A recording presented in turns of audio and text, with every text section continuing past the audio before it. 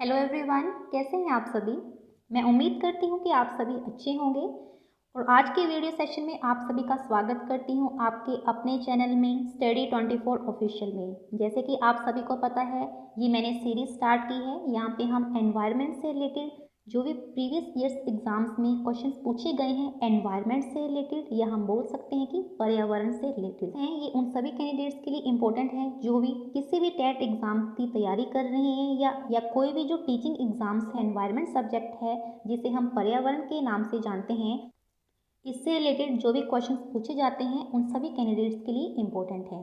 थोड़ी देर वेट कर लेते हैं बाकी कैंडिडेट्स का भी, जिससे कि वो भी हमें लाइव सेशन में ज्वाइन कर लें। और आप सभी को मैं बता दूं, जैसे कि आप सभी को पता है कि ये जो हमारे लाइव सेशन होते हैं ये आपको डिफरेंट टाइम में अलग अलग मेरे द्वारा आपको एनवायरनमेंट के एमसीक्यूज ही करवाए जाएंगे। फिलहाल तो मैं हिंदी सीरीज में ही ले रही हूँ, लेकिन अगर कैंडिडेट्स की डिमांड होगी, अगर उन्हें इंग्लिश में चाहिए होंगे तो इंग्लिश में भी मैं ये प्रोवाइड करवा दूंगी। लेकिन फिलहाल ये जो सीरीज चली हुई है ये हिंदी सेशन में ही ले रही हूँ मैं। इसके अलावा आपको जैसे पता है जीके की क्लासेस भी आपको दी जाती हैं, वो भी लाइव सेशन में दी जाती हैं। और इसके अलावा साइकोलॉजी की क्लासेस भी आपको दी जा रही हैं, जो कि डेली बेसिस के ऊपर आपको क्लासेस दी जा रही हैं। होप जिन्होंने भी हमें ज्वाइन करना था उन सभी ने हमें ज्वाइन कर लिया होगा। स्टार्ट करते हैं आज के अपने क्वेश्चन का। जो हमारा सबसे पहला क्वेश्चन है इसमें बताया गया है, जीव भार का पिरामिड किस पारिस्थितिक तंत्र में उलट जाता है। ये जो हमें पिरामिड के बारे में पूछा गया है, जो कि हमारे इकोसिस्टम में पिरामिड के थ्रू हम कुछ एडेप्टेशंस को शो करते हैं, फूड चेन ट्रॉफिक लेवल को शो करते हैं। तो हमें ये बताना है कि कौन से पिरामिड में ये जो पारिस्थितिक तंत्र है ये उलट जाता है, मतलब कि ये इन्वर्टेड हो जाता है। ऑप्शंस हम देख सकते हैं, वन, तालाब, घासीय स्थल या शुष्क स्थल। आप अपना आंसर बता सकते हैं। और मैं आपको बता दूं ये काफ़ी इंपॉर्टेंट कंसेप्ट है पिरामिड से रिलेटेड। इससे रिलेटेड काफ़ी क्वेश्चंस पूछे गए हैं कि कौन सा पारिस्थितिक तंत्र उल्टा है, कौन सा सीधा है या कौन सा स्पिंडल शेप का है। पिरामिड का कंसेप्ट है, काफ़ी इंपॉर्टेंट कंसेप्ट है। इसका जो राइट ऑप्शन है कि ये जो जीववार का पिरामिड है ये पारिस्थितिक तंत्र में उल्ट जाता है, मतलब ये इन्वर्टेड हो जाता है। किसमें होता है, इसका जो राइट ऑप्शन है वो है सेकंड ऑप्शन, तालाब। अब देखिए इसमें तो तालाब बोला है, लेकिन हमें ये भी पता होना चाहिए अगर तालाब ना भी दिया हो, जैसे कि जो हमारे इंग्लिश मीडियम के स्टूडेंट्स हमारे साथ जुड़े हुए हैं वहाँ पे एक्वाटिक सिस्टम भी दे दिया गया होगा, तो हमें ये सोच के कंफ्यूज नहीं होना है कि तालाब है या एक्वाटिक सिस्टम है तो किस में हो सकता है। तो तालाब क्या है, ये भी एक एक्वाटिक सिस्टम ही है। अगर एक्वाटिक सिस्टम दिया गया होगा तो ऑब्वियस सी बात है कि ये जो वाटर टेबल है ये भी इन्वर्टेड ही होगा। तो इस हिसाब से इसका जो राइट ऑप्शन है वो सेकंड ऑप्शन होगा।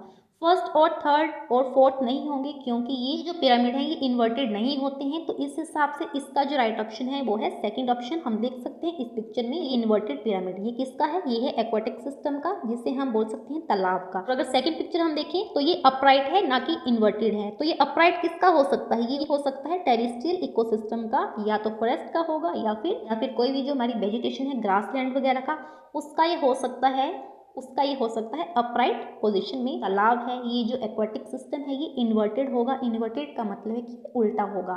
इस तरह से इसका जो राइट ऑप्शन होगा वो होगा सेकंड ऑप्शन। उम्मीद करती हूँ कि इस क्वेश्चन का आपको आंसर समझ में आ गया होगा। नेक्स्ट क्वेश्चन की बात करते हैं। परितंत्र का गतिक हृदय कहलाता है। परितंत्र का मतलब कि इकोसिस्टम का। ऑप्शंस हम देख सकते हैं, उत्पादक व ऊर्जा, उपभोक्ता व खनिज चक्र, ऊर्जा प्रवाह व खनिज चक्र या उत्पादक व खनिज चक्र। आप अपना आंसर बता सकते हैं। इस क्वेश्चन में ये बोला गया है कि ये जो इकोसिस्टम होता है किसको गतिक हृदय के नाम से जाना जाता है।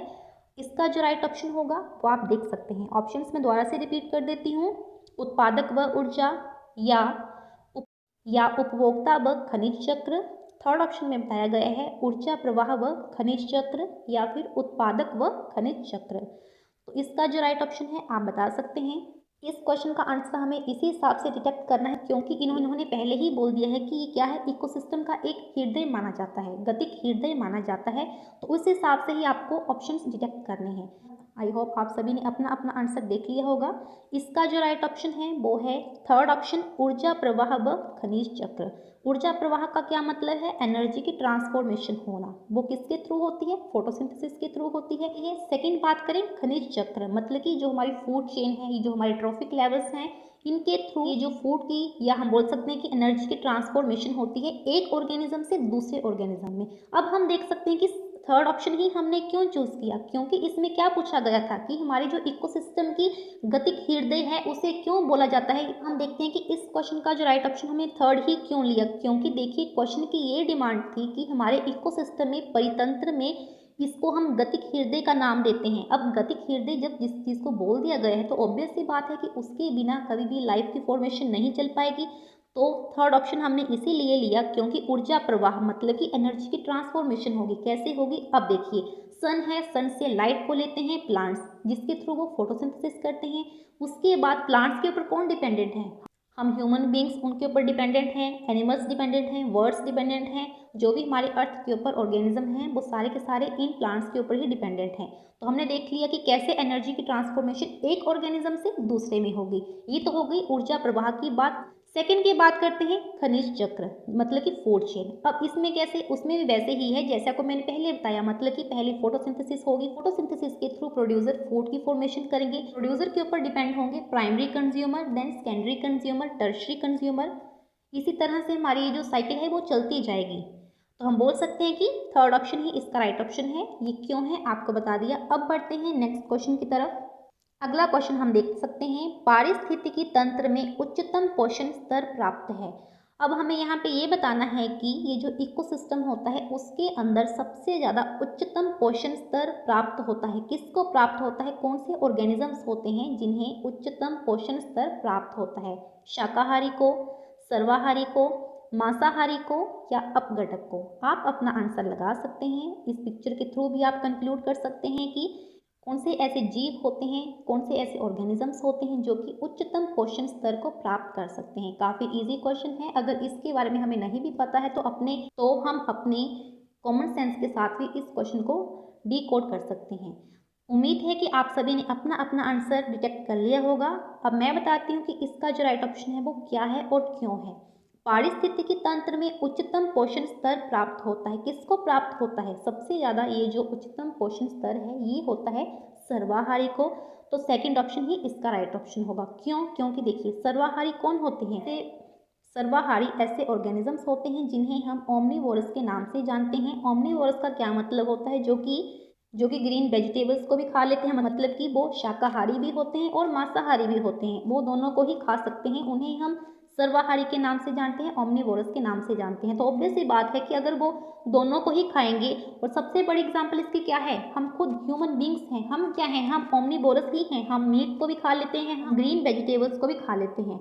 हाँ, वो बात अलग है, एक्सेप्शनल केस तो हर जगह देखने को मिलते हैं कि हाँ कोई नॉन वेज है, कोई वेज है, वो तो अलग बात है। लेकिन अगर हम इकोसिस्टम की तरह बात करें तो सबसे ज़्यादा पोषण स्तर कौन प्राप्त करते हैं? वो करते हैं सर्वाहारी, दैट इज द ओमनीवोरस। अगला क्वेश्चन हम देख सकते हैं, सर्वाधिक जैव विविधता कहाँ पाई जाती है? देखिए ये क्वेश्चन कैसे द्वारा से घुमा के पूछ लिया गया है। जो भी कैंडिडेट्स मेरे साथ रेगुलर वे में जुड़े हुए हैं उन्हें पता है कि हमने इससे रिलेटेड पहले भी एक दो क्वेश्चन किए हैं, लेकिन उनकी जो टर्मिनोलॉजी थी वो कुछ अलग थी। ऑप्शन हम देख सकते हैं, उष्ण कटिबंधीय वर्षा वनों में, सेकंड ऑप्शन है शीतोष्ण कटिबंधीय वनों में, या शंकुधारी वनों में, या उपरोक्त सभी में। आप अपना आंसर बता सकते हैं। मैं आपको क्वेश्चन को दोबारा से डीकोड करके एक्सप्लेन करती हूँ। इसमें बोला गया है सर्वाधिक जैव विविधता कहाँ पाई जाती है? सबसे ज़्यादा लाइफ की फॉर्मेशन कौन से फॉरेस्ट में पाई जाती है? उष्ण कटिबंधीय वर्षा वनों में, या शीतोष्ण कटिबंधीय वनों में, या फिर शंकुधारी वनों में, या उपरोक्त सभी। आई होप आप सभी ने अपना अपना आंसर देख लिया होगा। इसका जो राइट ऑप्शन है वो है फर्स्ट ऑप्शन, उष्ण कटिबंधीय वर्षा वनों में, जहाँ पे काफ़ी ज़्यादा हाई रेट में वेजिटेशन देखने को मिलती है, डिफरेंट स्पीसीज देखने को मिलती हैं, चाहे वो प्लांट्स की हों चाहे वो एनिमल्स की हों, जिन्हें हम फ्लोरा और फोना भी बोल सकते हैं। ऐसा क्यों है? क्योंकि वहाँ पे एनुअल रेनफॉल का जो रेट है वो काफ़ी ज़्यादा होता है, और इसकी सबसे बड़ी एग्जाम्पल है उष्ण कटिबंधीय वर्षा वनों की, वो है अमेज़न फॉरेस्ट। अमेज़न फॉरेस्ट के बारे में अगर हमें पता हो तो हमें पता है कि वहाँ पे काफ़ी ज़्यादा एनुअल रेनफॉल होती है, काफ़ी ज़्यादा वहाँ पे डाइवर्सिटी देखने को मिलती है, चाहे वो फ्लोरा की हो चाहे वो फोना की हो। फ्लोरा का मतलब है प्लांट्स और फोना का मतलब है एनिमल्स। आई होप इस क्वेश्चन का आंसर आपको समझ में आ गया होगा कि फर्स्ट ऑप्शन इसका राइट ऑप्शन क्यों है। अब बढ़ते हैं अपने नेक्स्ट क्वेश्चन की तरफ। नेक्स्ट क्वेश्चन हम देख सकते हैं, जैव विविधता दिवस कब मनाया जाता है? ये जो जैव विविधता दिवस होता है, अंतर्राष्ट्रीय जैव विविधता दिवस होता है, ये कब मनाया जाता है? ऑप्शंस हम देख सकते हैं। पहला ऑप्शन है 29 दिसंबर, 20 फरवरी, थर्ड है 22 मई, देन 20 जनवरी। तो आप अपना आंसर बता सकते हैं। इसमें ये बोला गया है कि जो वर्ल्ड लेवल के ऊपर अंतर्राष्ट्रीय जैव विविधता दिवस मनाया जाता है वो कौन से डे को मनाया जाता है। आई होप आप सभी ने अपना अपना आंसर देख लिया होगा। इसका जो राइट ऑप्शन है कि ये जो जैव विविधता दिवस मनाया जाता है ये मनाया जाता है 22 मई को। थर्ड ऑप्शन इसका राइट ऑप्शन होगा। और ये जो जैव विविधता दिवस है ये क्या होता है, क्या मतलब है इसका? जैव विविधता का मतलब होता है कि बायोडाइवर्सिटी। ये जो biodiversity day all over the world मनाया जाता है, अंतर्राष्ट्रीय जैव विविधता दिवस जिसे हम बोलते हैं, जिसे हम इंटरनेशनल बायोडाइवर्सिटी डे के नाम से जानते हैं, वो मनाया जाता है 22 मई को। तो थर्ड ऑप्शन इसका राइट ऑप्शन है। अब नेक्स्ट क्वेश्चन हम देख सकते हैं। सर्वाधिक जैव विविधता पाई जाती है, सबसे ज़्यादा जैव विविधता पाई जाती है। प्रीवियस क्वेश्चन में भी हमने इससे रिलेटेड एक क्वेश्चन किया है, लेकिन हमें कंफ्यूज नहीं होना है। इसमें ऑप्शंस कुछ और दिए हैं, इसमें हमें वैलीज के हिसाब से ऑप्शन दिए गए हैं। इस क्वेश्चन में हमें फॉरेस्ट के नेम दिए गए थे, ठीक है। इसमें ये बोला गया है कि सबसे ज़्यादा जो जैव विविधता होती है, जो बायोडाइवर्सिटी होती है, कहाँ पे पाई जाती है? कश्मीर घाटी में पाई जाती है, शांत घाटी में पाई जाती है, या सुरमा घाटी में पाई जाती है, या उपरोक्त सभी में पाई जाती है? आप अपना आंसर लगा सकते हैं। अगर आपको याद हो, फर्स्ट वीडियो लेक्चर में हमने इन वैलीज के बारे में काफ़ी डिटेल में डिस्कस किया था कि कौन सी ऐसी वैली है जिसमें सबसे ज़्यादा डाइवर्सिटी देखने को मिलती है। उसके बारे में हमने काफ़ी एम्फेसाइज करके ये पढ़ा था। दादू, जिन कैंडिडेट्स को भी इस कंसेप्ट के बारे में पता है उन्हें पता चल गया होगा कि कितना इंपॉर्टेंट टॉपिक है, क्योंकि कैसे घुमा फिरा के एग्जाम में पूछा जाता है। इसीलिए आपको बोलती हूँ कि जरूरी नहीं है कि अगर हमारा एनवायरमेंट का बास्ट सिलेबस है तो हमें बास्ट ही पढ़ना है। नहीं, बिल्कुल नहीं, हमें वही पढ़ना है जो कि मोस्टली एग्जाम्स में पूछा जाता है। जैसे कि हम क्वेश्चंस के थ्रू देख पा रहे हैं कि कौन से कंसेप्ट बार बार रिपीट होते हैं, कौन से इंपॉर्टेंट हैं। इस क्वेश्चन का जो राइट ऑप्शन है कि सबसे ज़्यादा जो बायोडाइवर्सिटी है, जैव विविधता है, वो देखने को मिलती है शांत घाटी में। और ये जो शांत घाटी है, ये जो साइलेंट वैली है, ये कहाँ पाई जाती है, कौन से स्टेट में पाई जाती है? केरला में। केरला में ये जो शांत घाटी है जिसे हम साइलेंट वैली के नाम से जानते हैं, इसके अंदर सबसे ज़्यादा बायोडाइवर्सिटी देखने को मिलती है। तो हम बोल सकते हैं कि सबसे ज़्यादा जो जैव विविधता है वो शांत घाटी में पाई जाती है, साइलेंट वैली में पाई जाती है। और वो कहाँ पे है? वो है केरला में। इसमें तो ये पूछा गया है, लेकिन जो प्रीवियस लेक्चर में हमने बात की थी इस क्वेश्चन से रिलेटेड, वहाँ पे ये बोला गया था कि ये जो शांत घाटी है कहाँ पे पाई जाती है, कौन से एरिया में पाई जाती है? तो वो पाई जाती है केरला में। तो इस हिसाब से सेकंड ऑप्शन इसका राइट ऑप्शन है। उम्मीद करती हूँ कि आपको इस समझ में आ गया होगा। अब बढ़ते हैं अपने नेक्स्ट क्वेश्चन की तरफ। भारत में जैव विविधता की दृष्टि से धनी स्थान है। अब हमें यहाँ पे ये बताना है कि हमारे इंडिया में बायोडाइवर्सिटी के हिसाब से सबसे ज़्यादा धनी स्थान कौन सा है। ऑप्शंस हम देख सकते हैं। पूर्वी घाट, थार मरुस्थल, पश्चिमी घाट, या बंगाल की खाड़ी। हमें यहाँ पे ये बताना है कि सबसे ज़्यादा बायोडाइवर्सिटी कहाँ पे देखने को मिलती है। आप अपना आंसर बता सकते हैं। अब देखिए यहाँ पे ये बोला गया है कि इंडिया में सबसे ज़्यादा बायोडाइवर्सिटी कहाँ देखने को मिलती है। इसी हिसाब से हमें आंसर को डिटेक्ट करना है, ठीक है। ऑप्शंस दिए गए हैं पूर्वी घाट, थार मरुस्थल, पश्चिमी घाट, या बंगाल की खाड़ी। आई होप आप सभी ने अपना अपना आंसर देख लिया होगा। इसका जो राइट ऑप्शन है कि भारत में जैव विविधता मतलब कि बायोडाइवर्सिटी से सबसे ज़्यादा धनी स्थान है वो है थर्ड ऑप्शन, पश्चिमी घाट। पश्चिमी घाट में सबसे ज़्यादा बायोडाइवर्सिटी पाई जाती है। तो थर्ड ऑप्शन इसका राइट ऑप्शन होगा, जिसे हम वेस्टर्न घाट के नाम से जानते हैं। तो थर्ड ऑप्शन ही इसका राइट ऑप्शन है। अगला क्वेश्चन हम देखें। 19 नवंबर निम्न में से किस दिवस के रूप में मनाया जाता है। ये जो 19 नवंबर है, ये जो 19 नवंबर दिवस है, ये कौन से दिवस के नाम से जाना जाता है, हमें ये बताना है। ऑप्शंस दिए गए हैं। विश्व हरित दिवस, विश्व शौचालय दिवस, विश्व निर्धनता दिवस, या इनमें से कोई नहीं। आप अपना आंसर बता सकते हैं कि ये जो 19 नवंबर निम्न में से किस दिवस के रूप में मनाया जाता है। सभी ने अपना अपना आंसर देख लिया होगा। इसका जो राइट ऑप्शन है कि 19 नवंबर निम्न में से कौन से दिवस के रूप में मनाया जाता है, तो वो है सेकंड ऑप्शन, विश्व शौचालय दिवस। विश्व शौचालय दिवस के रूप में इसको जाना जाता है। वर्ल्ड टॉयलेट डे के नाम से इसको सेलिब्रेट किया जाता है 19 नवंबर को। तो इस हिसाब से इसका जो राइट ऑप्शन है वो है सेकंड ऑप्शन।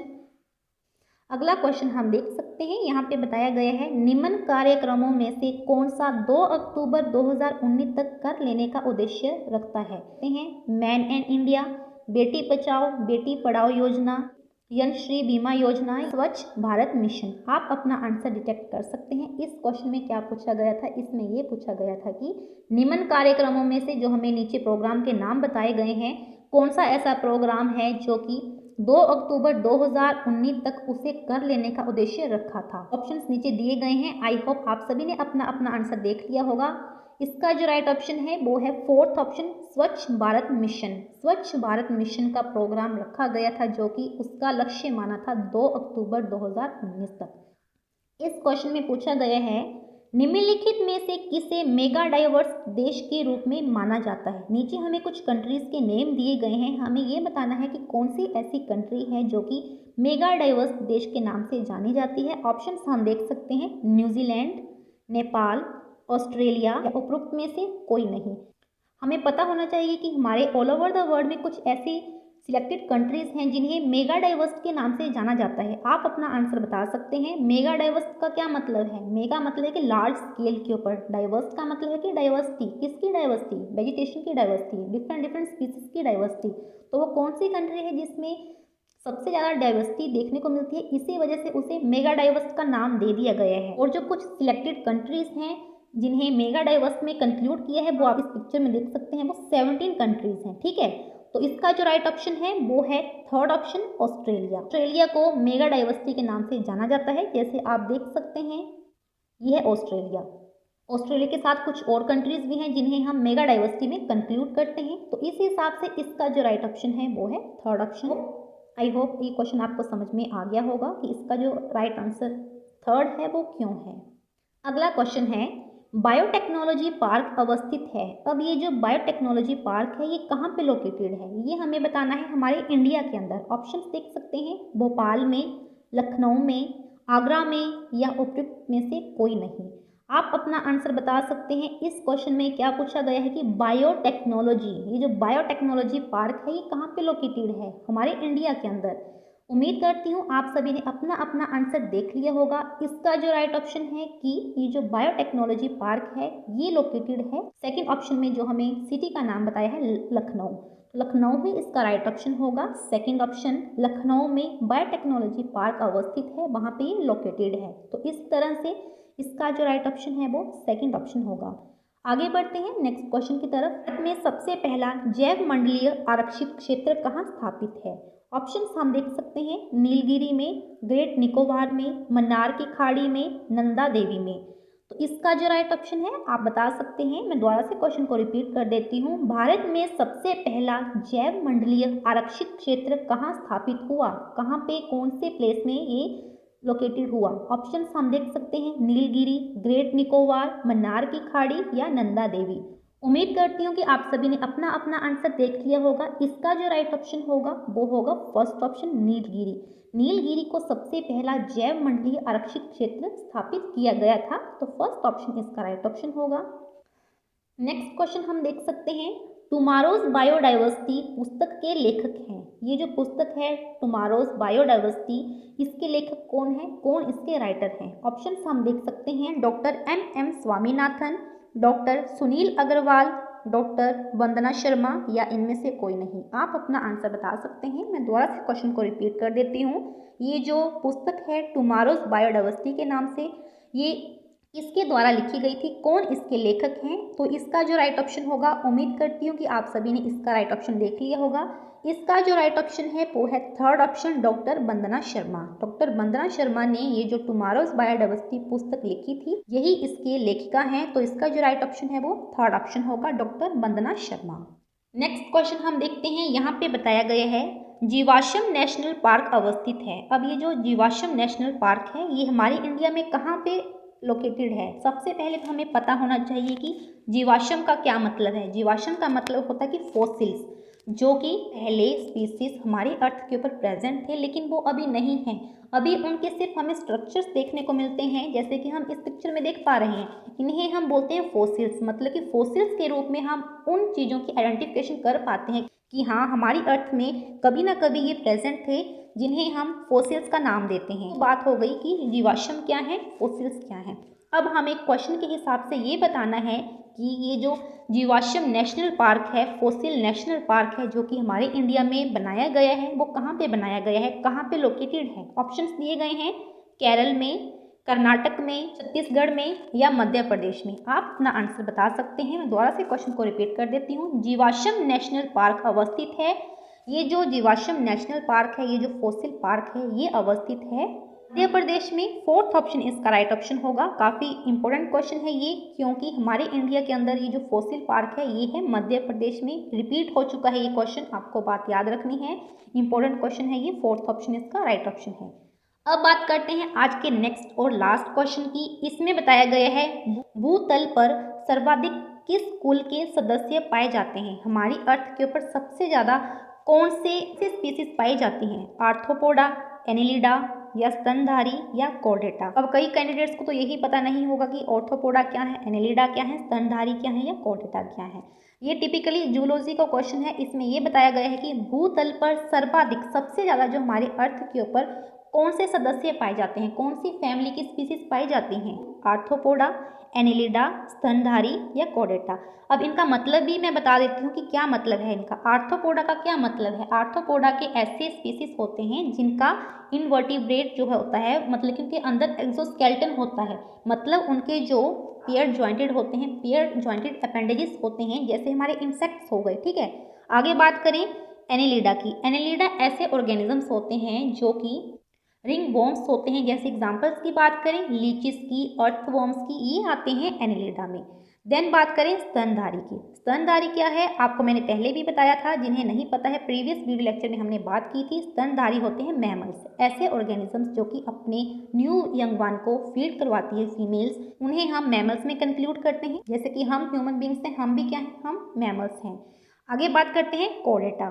कॉर्डेटा का क्या मतलब है, कॉर्डेटा का मतलब है कि ऐसे एनिमल्स जिनके अंदर बैकबोन पाई जाती है। जैसे अगर एग्जांपल की बात करें, जैसे कि कॉमन लीफ की शेप होती है उस तरह से। जैसे कि एक लीफ है, लीफ का स्ट्रक्चर कैसा होता है, उसके बीच में, उसके सेंटर में हमें एक मिड वेन देखने को मिलती है। तरह से हम कॉर्डेटा में भी बोल सकते हैं कि ऐसे एनिमल्स जिनके अंदर बैकबोन पाई जाती है उन्हें हम कॉर्डेटा बोलते हैं। ये तो आपको एक्सप्लेन मैंने कर दिया कि ये क्या। उम्मीद करती हूँ कि आपने इसका आंसर भी लगा लिया होगा कि हमारी अर्थ के ऊपर सबसे ज़्यादा जो ऑर्गेनिजम्स पाए जाते हैं वो किसके पाए जाते हैं, वो पाए जाते हैं आर्थ्रोपोडा के।